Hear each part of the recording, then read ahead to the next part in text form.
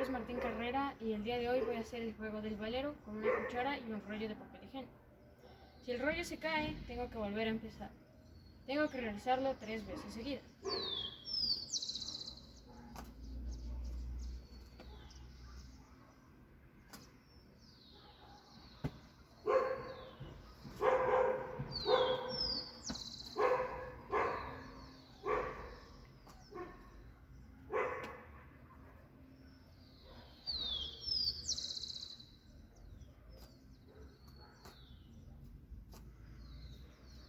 Gracias.